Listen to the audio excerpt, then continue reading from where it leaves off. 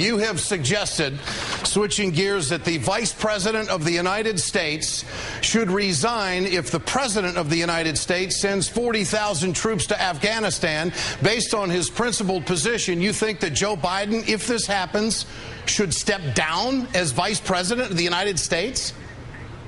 Ed, what I wrote is that based on what the Vice President has said in interviews that have appeared, off-the-record interviews, mind you, in the New York Times, in the cover story in Newsweek, he opposes the escalation in Afghanistan.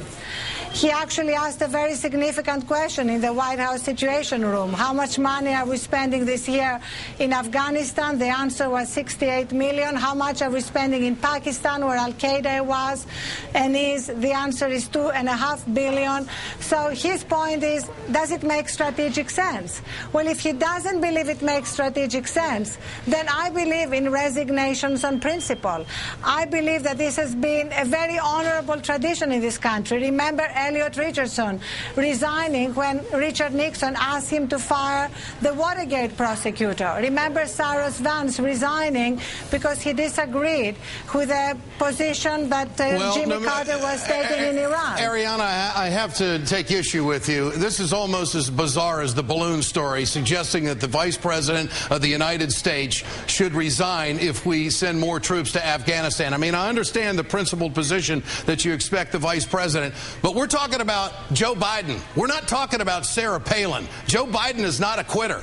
Joe Biden has been in the United States Senate for over 30 years. He was elected as Vice President. He was chosen for his foreign policy expertise by the President of the United States, Barack Obama, in the campaign. And I don't think Barack Obama chose Joe Biden because he thought he might quit someday. I mean, don't you think you're out on a limb on this?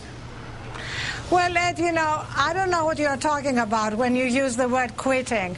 There is nothing more important, no more important decision that a country can take than a decision that affects sending our troops to a war that is a war of choice and not a war of necessity. Okay. Now, if Joe Biden believed that this was a war of necessity where we needed to escalate, that's another story, but he doesn't.